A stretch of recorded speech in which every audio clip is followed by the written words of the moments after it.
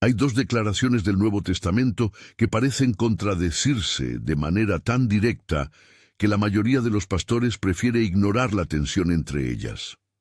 En Mateo 24:36, Jesús afirma con claridad absoluta que del día y la hora nadie sabe, ni siquiera los ángeles del cielo, ni el Hijo, sino solo el Padre.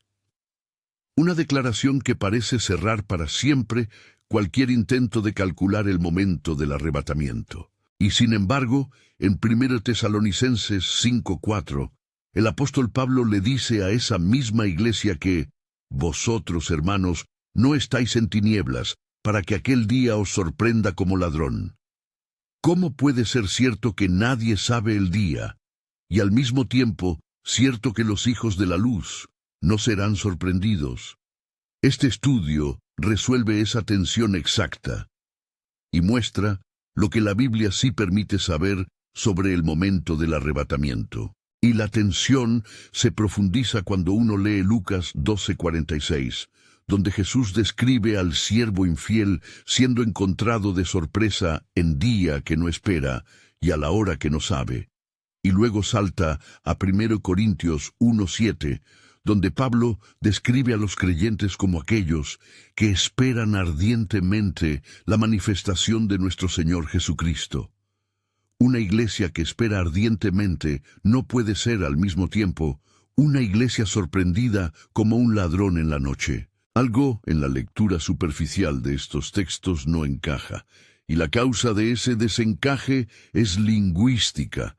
El griego original distingue dos tipos completamente diferentes de tiempo, y casi ninguna predicación moderna explica esa diferencia.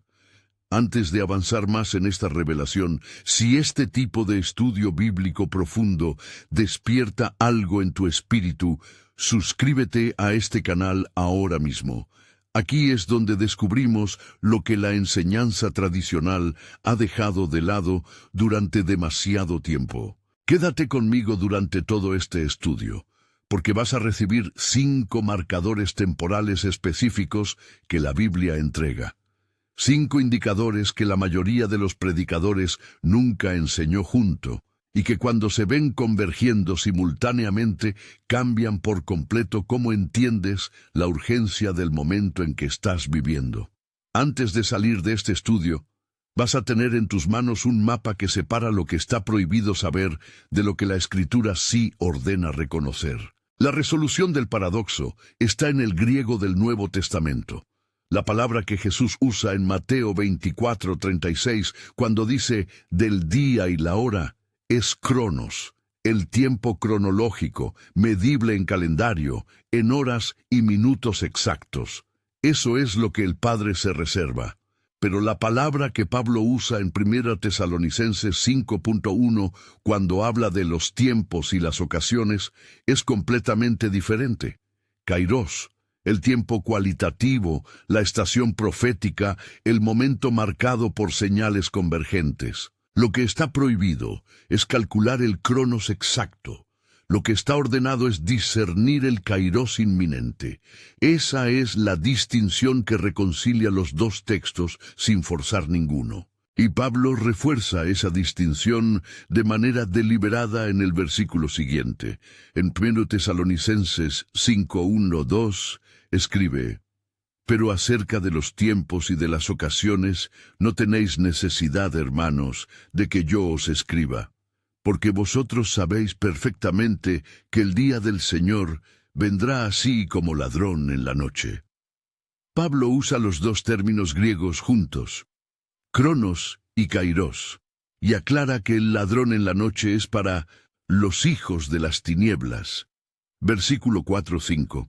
No para los hijos de la luz. La sorpresa es para quien no discierne el kairos. La vigilancia informada es para quien sí lo discierne.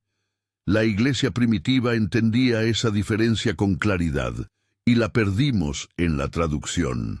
Confirmaciones de esa distinción aparecen en Hebreos 9:26 y en 1 Pedro 1:11, donde el griego usa kairos para hablar del momento profético específico en que Cristo apareció.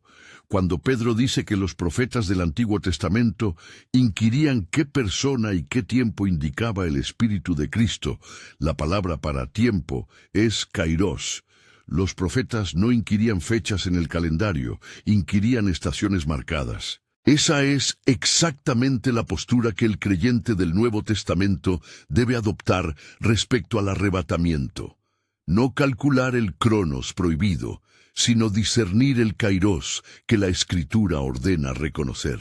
Y Jesús mismo establece esta distinción de manera devastadora en Mateo 16:3, cuando le dice a los líderes religiosos: «Hipócritas, que sabéis distinguir el aspecto del cielo, mas las señales de los tiempos no podéis».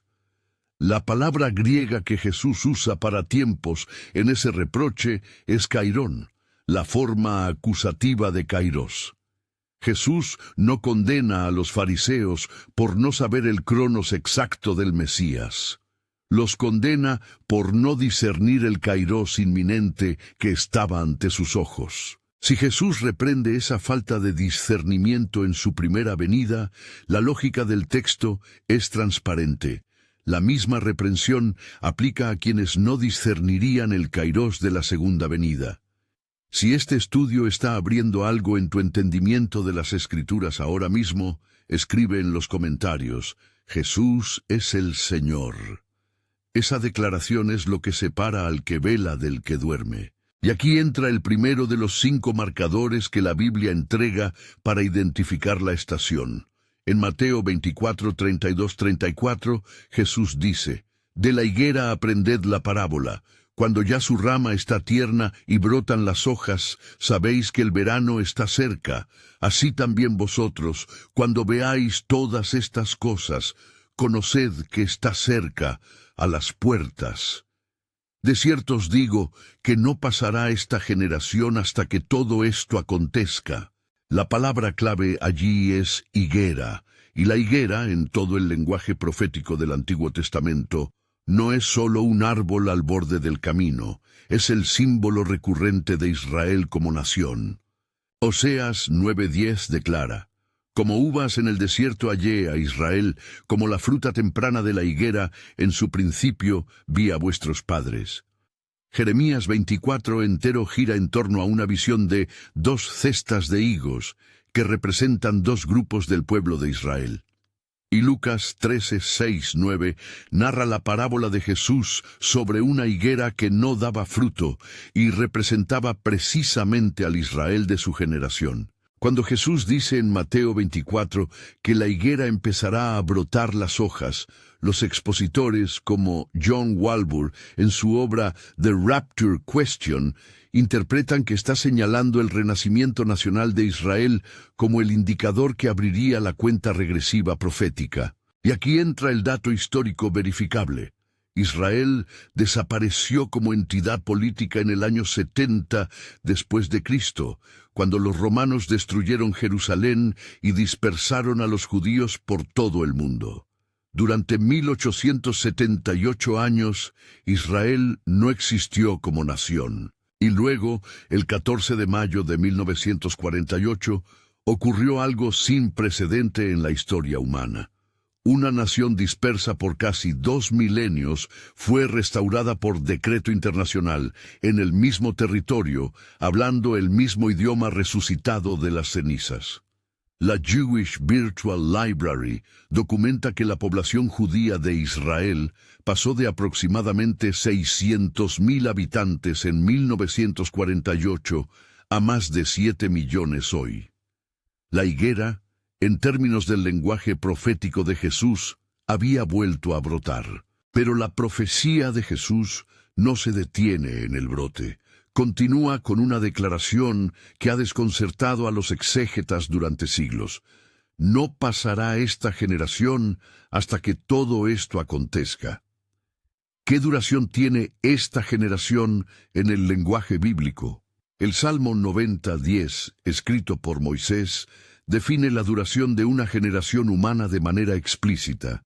Los días de nuestra edad son 70 años, y si en los más robustos son 80 años. Si se aplica ese marco bíblico al renacimiento de Israel en 1948, la ventana resultante cae aproximadamente entre los años 2018 y 2028.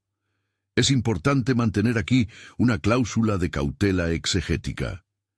No se está afirmando que el arrebatamiento ocurrirá en una fecha específica dentro de esa ventana. Lo que se está mostrando es que la lectura combinada de Mateo 24, 32, 34 con Salmo 90, 10 entrega una hipótesis temporal coherente que comentaristas como Tim LaHaye en No Fear of the Storm y Thomas Ice junto con Timothy Demi en The Truth About the Rapture consideran consistente con el marco profético general. La estación marcada por la higuera no es una garantía aritmética, es un indicador convergente entre muchos otros que el texto ordena reconocer. J. Dwight Pentecost, en su obra clásica Things to Come, añade una observación que conviene retener.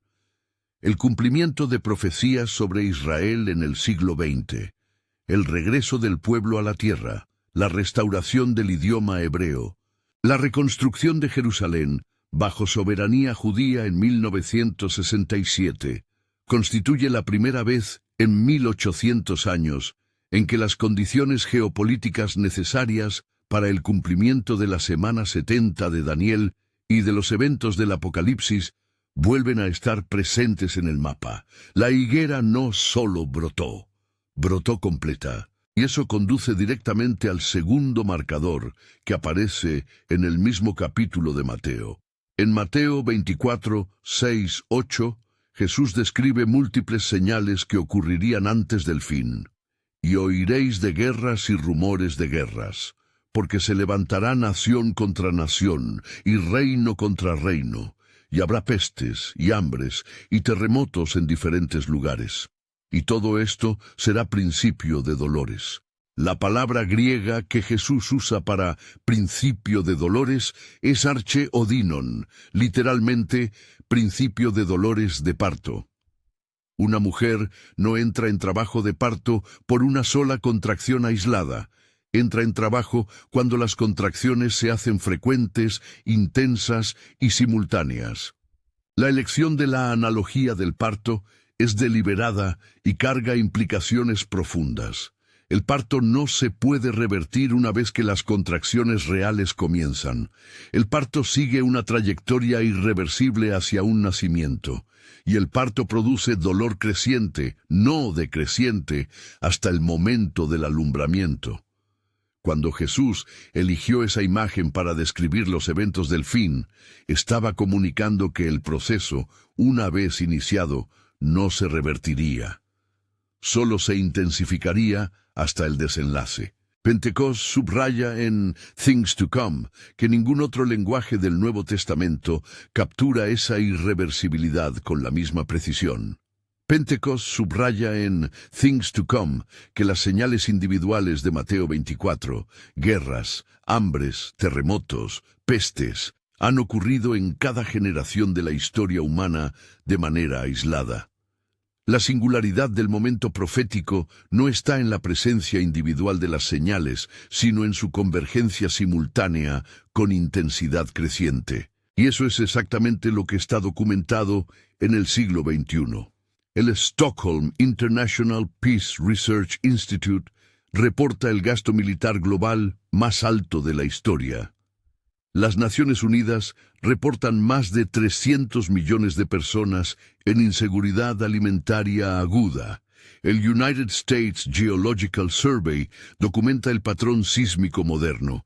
La Organización Mundial de la Salud reportó la primera pandemia global verdaderamente sincronizada de la historia con el COVID-19.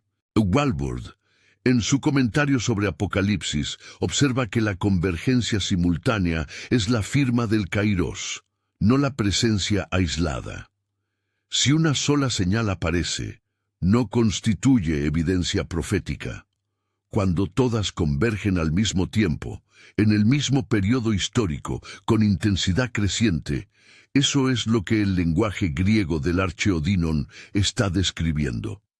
La estación de las contracciones múltiples y simultáneas es lo que Jesús ordenó reconocer. Y Pentecost añade una observación adicional sobre la mecánica del parto.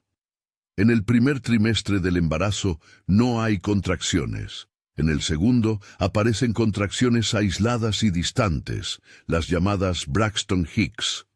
Solo en la fase final del tercer trimestre las contracciones se hacen frecuentes, intensas y simultáneas. Esa progresión biológica es exactamente la analogía que Jesús eligió para describir el inicio de los dolores. El siglo XXI no presenta señales aisladas como las de cualquier siglo anterior. Presenta el patrón biológico del parto inminente, y ese patrón es lo que el texto griego de Mateo 24:8 anticipa. Y Mateo 24:33 cierra el argumento con precisión. Así también vosotros, cuando veáis todas estas cosas, conoced que está cerca, a las puertas. La palabra griega para veáis es ídete, un imperativo aoristo que implica observación deliberada, no percepción pasiva. Y todas estas cosas, pantatauta, es enfático. No algunas, no la mayoría, sino todas convergiendo. El maestro no está pidiendo identificar señales aisladas, está pidiendo reconocer una convergencia. La frase griega, está cerca, a las puertas, en gis estin epi tirais, es especialmente intensa. En gis significa cerca en sentido espacial.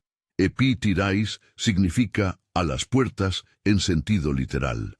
Walvoord traduce esa expresión como imminent at the doors, inminentemente a las puertas. La imagen es la de alguien que ya está parado frente a la puerta, listo para entrar.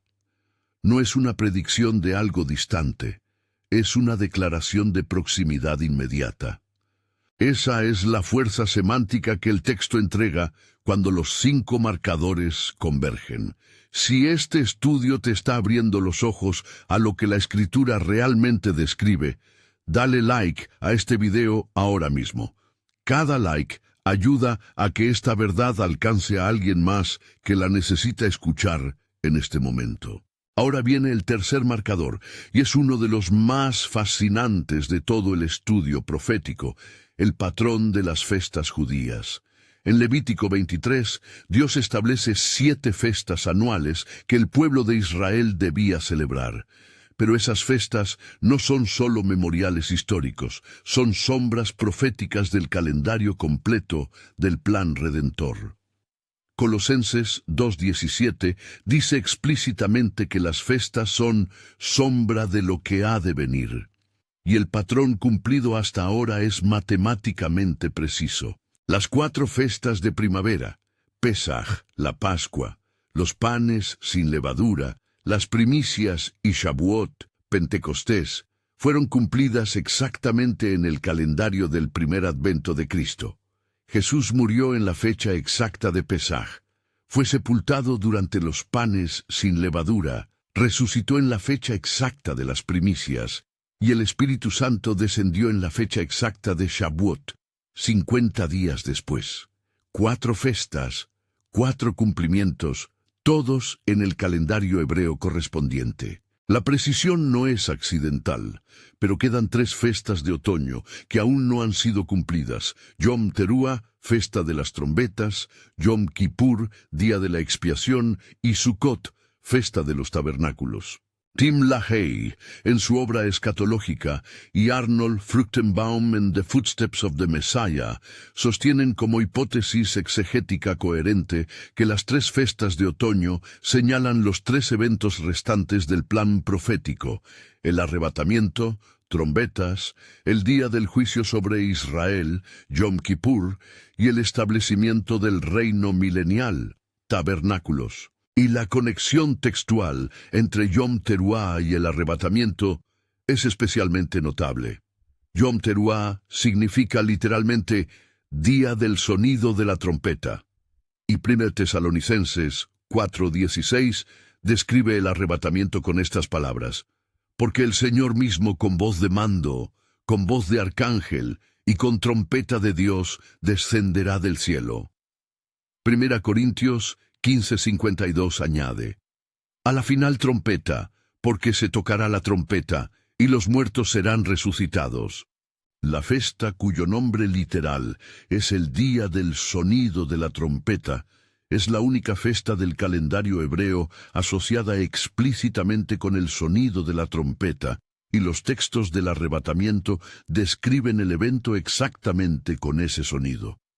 Fruchtenbaum profundiza en The Footsteps of the Messiah, la naturaleza específica de las trompetas usadas en Yom Teruah. La tradición rabínica preserva que se tocaban dos tipos de toques: el tequía, un sonido largo y sostenido, y el teruah, una serie de toques cortos. El último toque de la festa, llamado Tekiah Gedolah, el toque grande, era el sonido prolongado final que cerraba la celebración. Y Pablo, escribiendo en griego pero con mente hebrea, describe el arrebatamiento con la frase «a la final trompeta», «entei eshatei salpigi». La conexión con el Tekiah Gedolah es una de las hipótesis exegéticas más sostenidas dentro del marco dispensacional. Pausa rápida. Vale la pena una nota lingüística que la mayoría desconoce. En la tradición rabínica, Yom Teruah recibe otro nombre, Yom Hadin, que significa Día del Juicio. Los rabinos enseñaban que en este día los libros del cielo se abren y los nombres son inscritos. Y un detalle que conecta de manera sorprendente con el arrebatamiento. La tradición rabínica también enseña que en Yom Teruah ocurrirá la resurrección de los justos.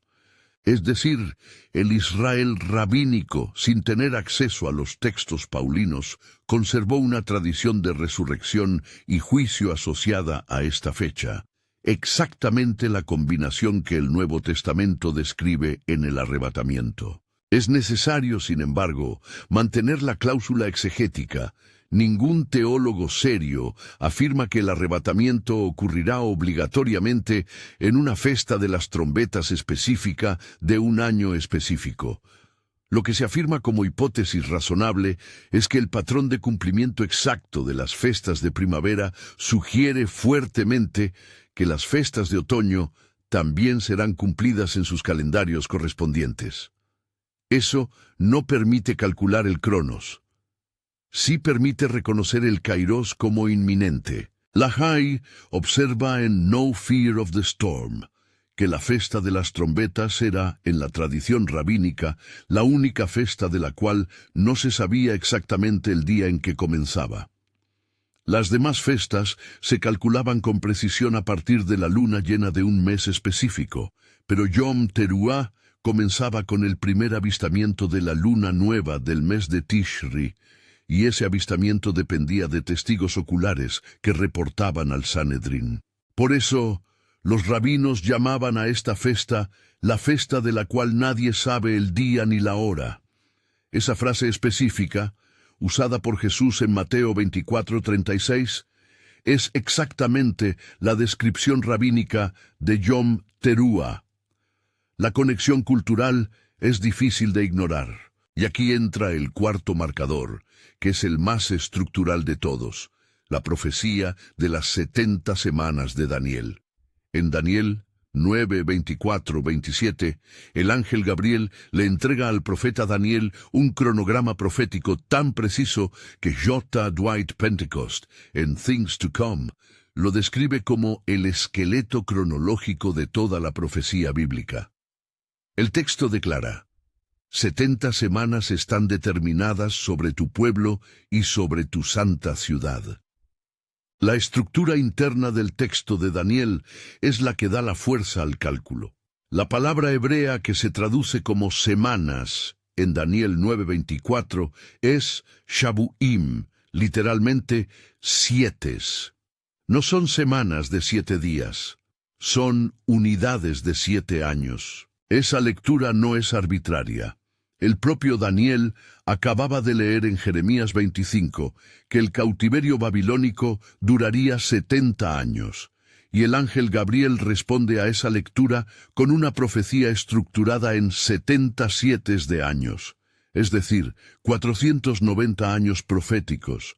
Pentecostés demuestra que esa lectura es la única coherente con la cronología histórica que el texto exige. El cálculo histórico, desarrollado en detalle por Pentecostés, siguiendo el trabajo previo del erudito Robert Anderson en su obra The Coming Prince, demuestra que 69 de las 70 semanas se cumplieron con precisión matemática hasta el momento exacto en que Jesús entró triunfalmente en Jerusalén, el día que la tradición cristiana llama Domingo de Ramos. El cómputo, basado en años proféticos de 360 días, según el calendario hebreo, comenzando con el decreto de Artajerjes en el año 445 a.C., llega a la fecha del año 33, después de Cristo, con un margen de error de días, no de años. Pentecostés subraya que la precisión de las primeras 69 semanas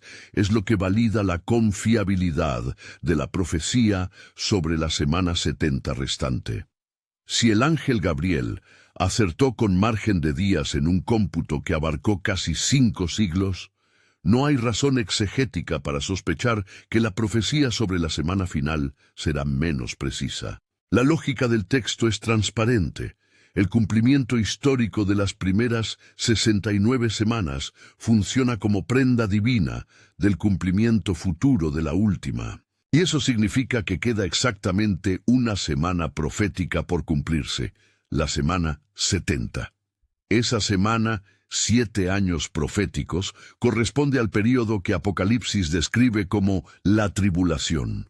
Daniel 9:27 declara: «Y por otra semana confirmará el pacto con muchos, y a la mitad de la semana hará cesar el sacrificio y la ofrenda». Ese pacto, hecho con muchos, es interpretado por Walvoord, Lahai, Pentecostés y la mayoría de la teología dispensacional como el pacto que el anticristo establecerá con la nación de Israel para garantizar protección y permitir la reconstrucción del culto en el templo. La identidad del que firma el pacto está embutida en el texto de manera precisa.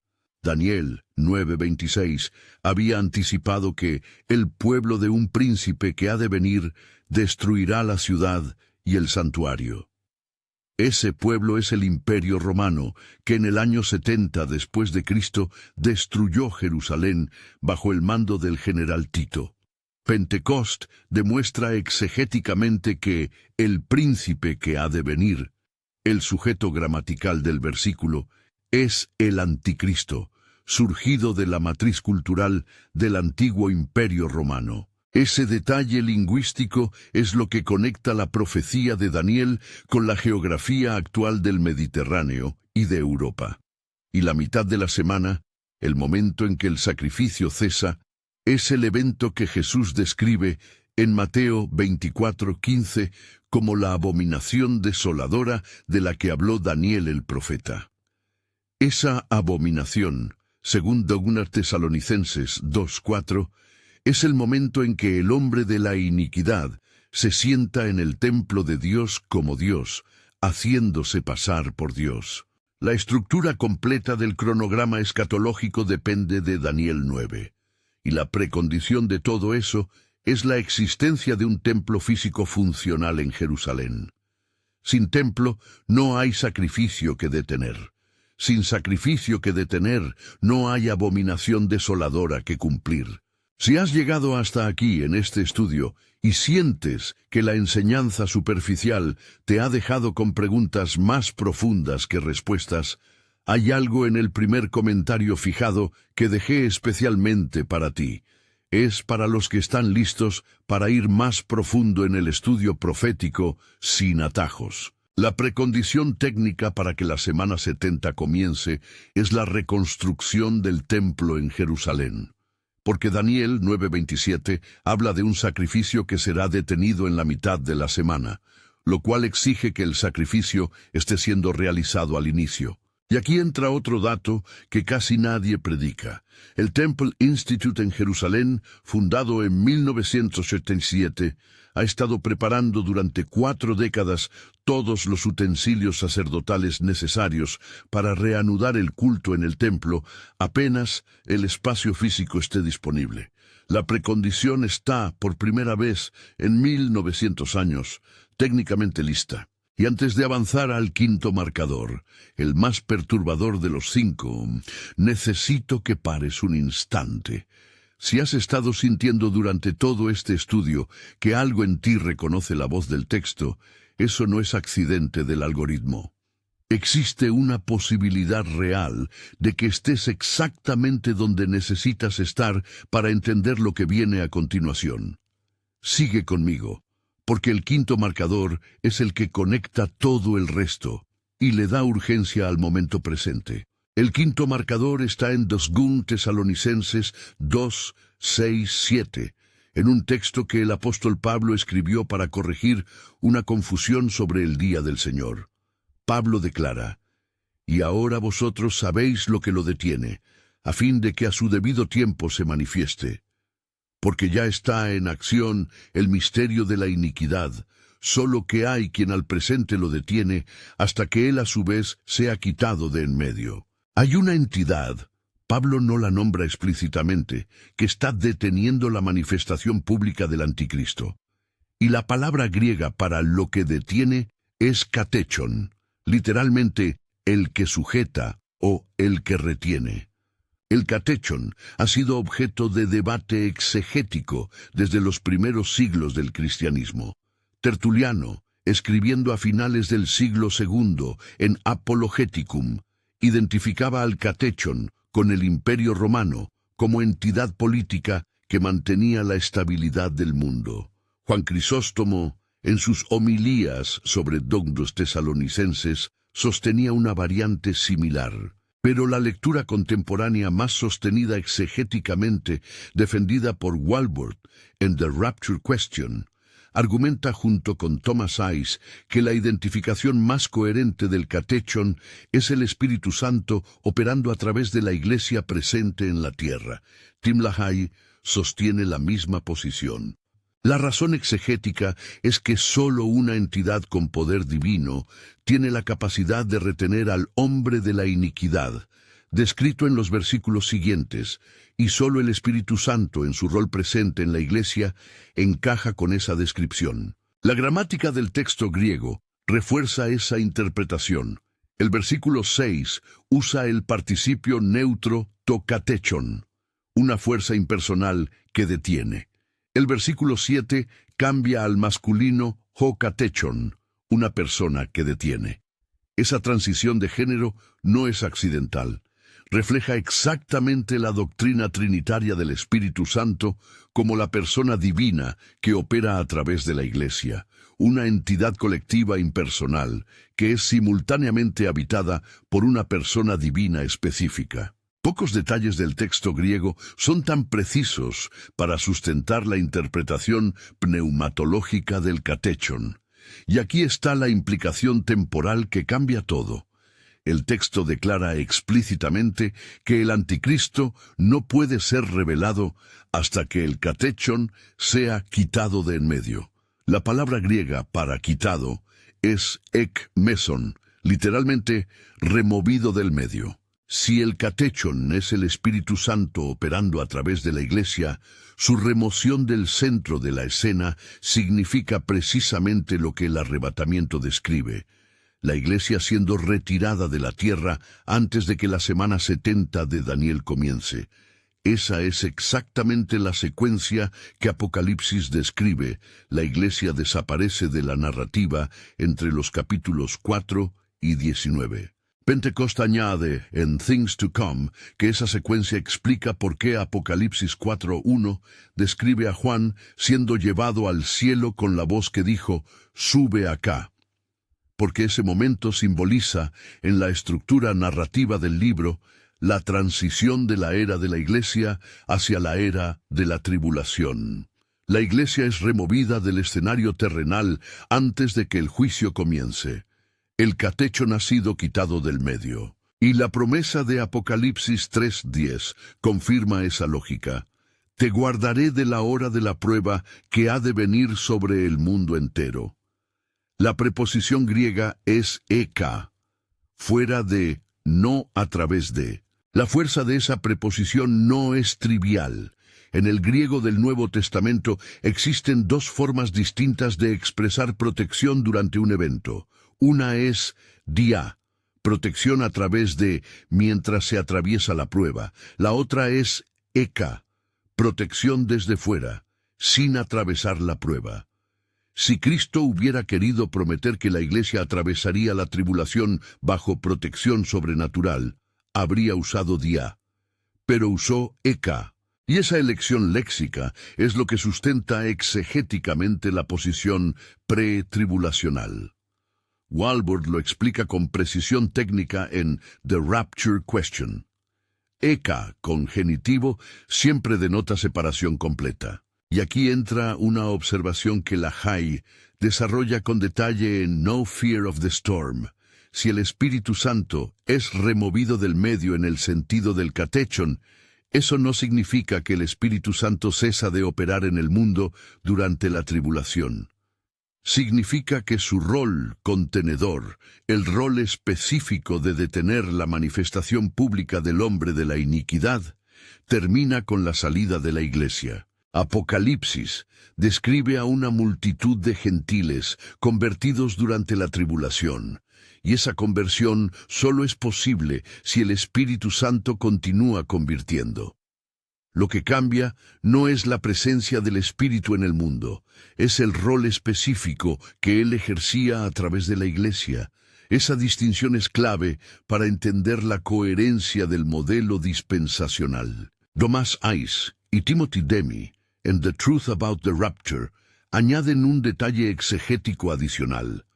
La frase griega ek meson se usa también en otros pasajes del Nuevo Testamento, por ejemplo, en Colosenses 2:14, donde se dice que Cristo quitó de en medio el documento de los decretos contrarios a nosotros. La preposición eka, con el caso genitivo meson, siempre denota remoción completa, no simplemente desplazamiento. Cuando Pablo dice que el catechon será eka meson genetai, está describiendo una remoción definitiva, no una neutralización temporal. Y esa remoción es lo que abre la puerta a la revelación del hombre de la iniquidad. Y aquí va el dato silencioso. Si el catechon es removido y eso libera la manifestación del anticristo, y si la manifestación del anticristo da inicio a la semana 70 de Daniel, entonces la posición temporal del arrebatamiento queda fijada con precisión exegética. Ocurre antes de la firma del pacto. No durante la tribulación, no después, antes. 3 palabras, antes del pacto.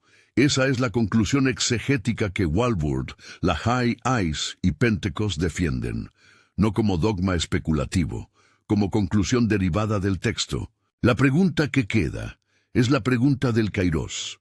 ¿En qué fase del proceso estamos ahora?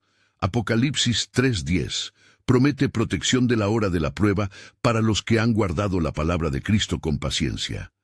Esa promesa no es pasiva. Está condicionada a la postura presente del creyente, y el momento de tomar esa postura es ahora, mientras el catechon aún está en el medio. Volviendo entonces a la pregunta inicial de este estudio, ¿cómo se reconcilia Mateo 24:36, nadie sabe el día? Con 1 Tesalonicenses 5:4, ¿vosotros no estáis en tinieblas? La respuesta exegética completa es que el cronos exacto está sellado en el conocimiento del Padre, pero el kairos está marcado por convergencia de 5 indicadores. La higuera brotada, la convergencia simultánea de las señales de Mateo 24, el patrón cumplido de las festas, la estructura de las 70 semanas de Daniel y la posición presente del catechon. 5 marcadores convergentes, una estación reconocible. Una objeción merece ser anticipada y respondida. Es cierto que cada generación de cristianos, desde la era apostólica, ha pensado vivir en los últimos días, y eso ha llevado a falsos pronósticos repetidos a lo largo de la historia.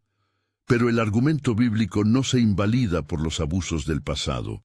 Pablo le escribió a la iglesia de Tesalónica esperando ver el regreso de Cristo en su propia generación, y sin embargo, la iglesia de Tesalónica vivía con la postura correcta de vigilancia informada. Lo que invalida a una generación no es la espera, es la falta de discernimiento del Kairos.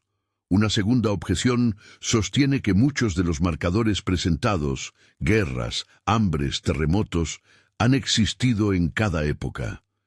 Esa es exactamente la observación que el lenguaje de Arche Odinon anticipa y responde. Una contracción aislada no es trabajo de parto. Lo que define el inicio del trabajo es la convergencia simultánea con intensidad creciente. Y los datos del siglo XXI demuestran convergencia simultánea sin precedente. Una tercera objeción suele aparecer: si el Padre se reservó el cronos exacto, ¿por qué Dios revelaría tantos marcadores del Kairos?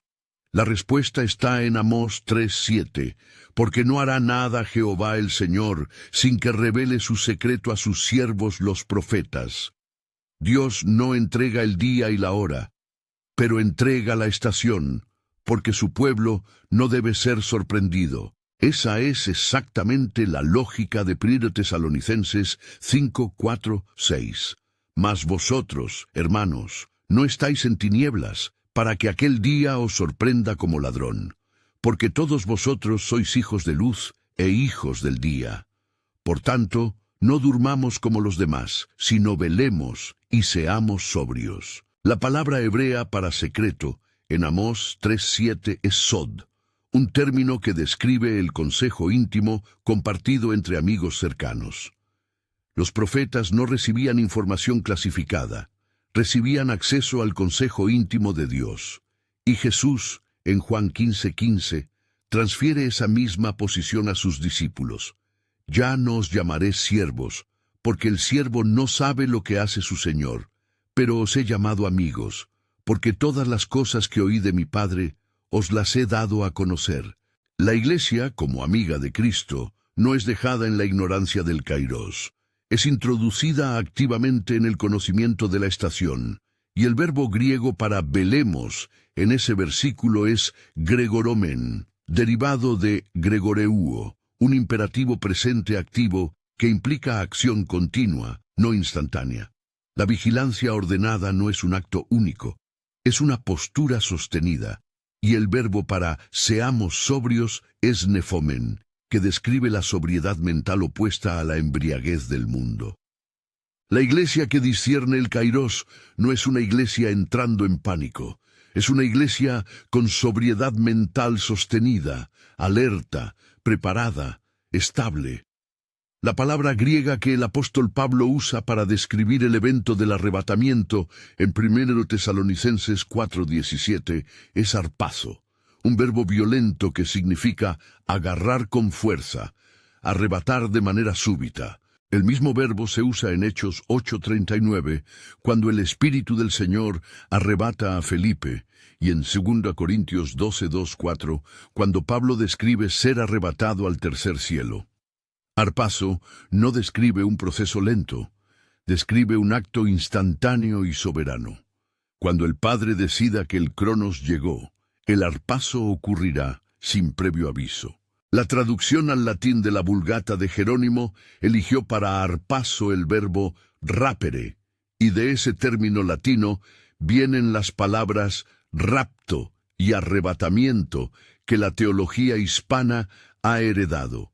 No es una invención teológica moderna, es la traducción literal del verbo griego que el propio Pablo usó. Quien afirma que el arrebatamiento no está en la Biblia, desconoce que la palabra está allí literalmente en el verbo arpazo de 1 Tesalonicenses 4:17, el evento descrito con la fuerza semántica de una intervención divina súbita e irresistible. Y la promesa que sostiene esa expectativa fue dada por el propio Cristo en Juan 14:3. Y si me fuere y os prepararé lugar, vendré otra vez, y os tomaré a mí mismo, para que donde yo estoy, vosotros también estéis. Ese versículo es la promesa pessoal de Jesús al creyente, no una metáfora, no una alegoría, una declaración explícita de retorno y recogida. La iglesia que conoce esa promesa vive en una postura completamente diferente de aquella que la ignora. El verbo griego que Jesús usa para tomaré a mí mismo, en Juan 14:3, es paralempsomai, un futuro indicativo medio. La forma media implica acción en beneficio del sujeto. Jesús no solo nos toma para Él mismo, con propósito personal e intencionalidad relacional. Walvoord señala en The Rapture Question que esa elección verbal subraya la naturaleza personal del arrebatamiento. No es un evento masivo abstracto, es la consumación del compromiso personal del esposo con su esposa. Y la promesa termina con un propósito declarado, para que donde yo estoy, vosotros también estéis. El destino del arrebatamiento es la presencia personal de Cristo. Y la postura correcta no es ansiedad, ni cálculo obsesivo de fechas. La postura correcta es la que Pablo describe en 1 Tesalonicenses 5:6, nefomen, sobriedad mental sostenida, vigilancia informada, vida construida sobre fundamentos firmes. Quien está en pánico no es quien discernió el kairos, es quien fue sorprendido por no haberlo discernido a tiempo. La iglesia primitiva vivió esa postura con una palabra que se hizo saludo cotidiano, Maranatha.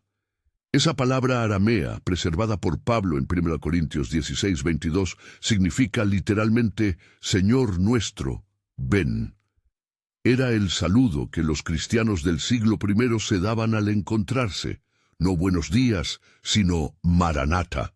Esa frase encapsulaba en una sola palabra toda la vigilancia informada del kairos, la conciencia constante de que el Señor podía venir en cualquier momento, combinada con la sobriedad mental para no entrar en pánico ni en cálculo obsesivo. Ese saludo era la postura de la iglesia primitiva. La Didaché, un documento cristiano de finales del siglo I o comienzos del segundo, descubierto en 1873, preserva ese saludo como parte de la liturgia eucarística temprana. Al final de la oración eucarística, la asamblea decía Maranatha en respuesta. Eso significa que la espera del retorno de Cristo no era un tema teológico marginal en la iglesia primitiva, era el corazón mismo de la oración cotidiana de la comunidad. Y esa postura fue el motor espiritual de la expansión misionera que llevó el Evangelio desde Jerusalén hasta Roma en menos de un siglo. 5 marcadores, una sola estación, un solo evento sin precedente. Y eso conduce a la postura final, que Lucas 21:28 describe con precisión corporal. Cuando estas cosas comiencen a suceder, erguíos y levantad vuestra cabeza, porque vuestra redención está cerca. El verbo griego para erguíos es anakúpsate, literalmente, enderezad el cuerpo, levantad la cabeza desde la posición agachada. No es un mandato emocional, es un mandato corporal. Quien discierne el kairos no se encoge ni se esconde, se yergue, levanta la cabeza, mira hacia el cielo, porque la redención está cerca. La palabra griega para redención en ese versículo es apolutrosis, un término técnico del comercio antiguo que describía el rescate pagado para liberar a un esclavo de su amo. Pablo usa la misma palabra en Efesios 1:14 para describir el momento futuro en que la herencia espiritual del creyente será plenamente manifestada. La conexión textual es deliberada. Cuando los 5 marcadores convergen, lo que se aproxima no es solo el fin de la historia humana, es la consumación del rescate personal del creyente. Por eso la postura ordenada es de cabeza levantada, no de cabeza agachada. Es importante cerrar este estudio con una cláusula exegética honesta.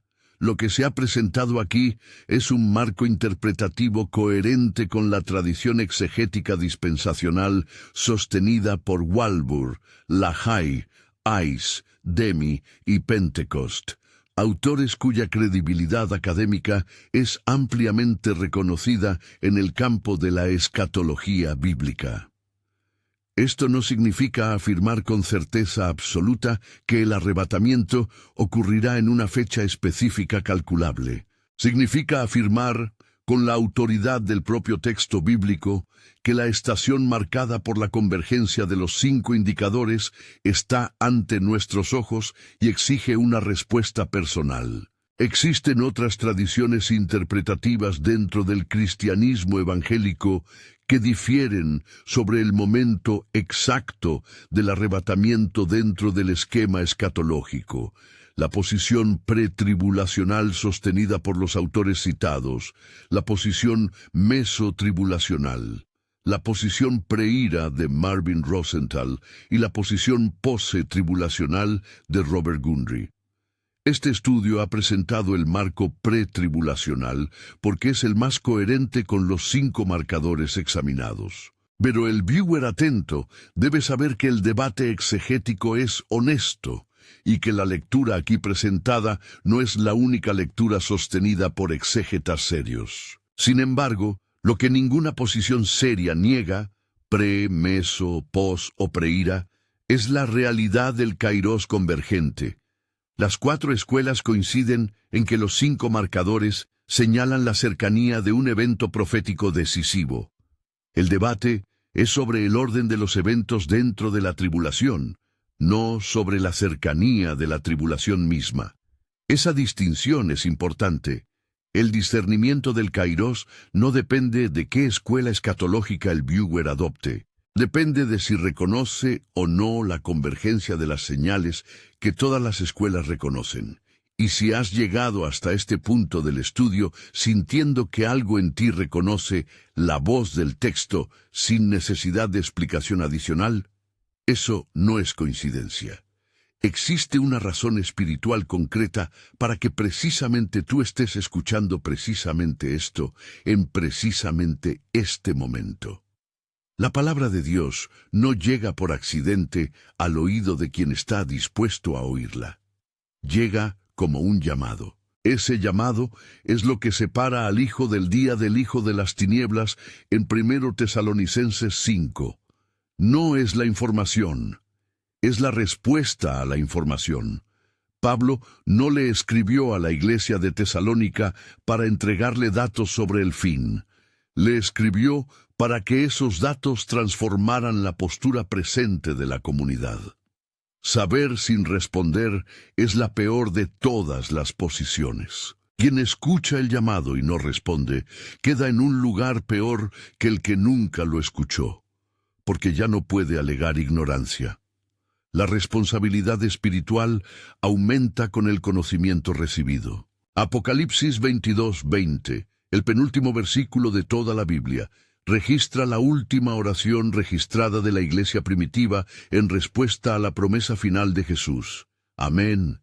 Sí, ven, Señor Jesús. En griego, Erchu Kyrie Yesou. Esa oración no fue compuesta por un teólogo ni por un comité.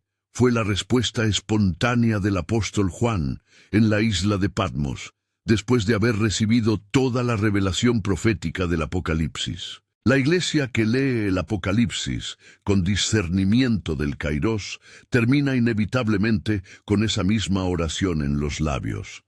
El verbo erchu es un imperativo presente en griego, no una solicitud educada, sino una invocación urgente. Y la respuesta de Cristo registrada en el versículo anterior es: ciertamente vengo en breve. La palabra griega para en breve es tachi, que no significa necesariamente pronto en términos cronológicos, sino súbitamente, sin previo aviso, cuando el momento llegue. Esa palabra encapsula exactamente la combinación de cronos sellado y kairos discernible que este estudio ha desarrollado. El cuándo está sellado, el que viene súbitamente está confirmado. La Biblia no nos da el día, la Biblia nos da la estación. y la estación es ahora. 5 marcadores convergiendo simultáneamente. Una palabra griega, kairos, que la iglesia primitiva entendía con claridad y que la iglesia moderna ha olvidado. Una promesa personal de Cristo que no admite metáfora. Una postura corporal, cabeza levantada, que reemplaza la postura agachada del miedo. Y un saludo apostólico, Maranata, que cada generación de creyentes ha pronunciado esperando ser la generación que vería el cumplimiento. Quizás esa generación no fue ninguna de las anteriores. Quizás es esta. Si llegaste hasta el final de este estudio, escribe en los comentarios: «Estoy listo, Señor». He dejado otro video en tu pantalla ahora mismo. Tu próximo paso en este camino de descubrimiento bíblico. Gracias por estar aquí y nos vemos en el próximo video.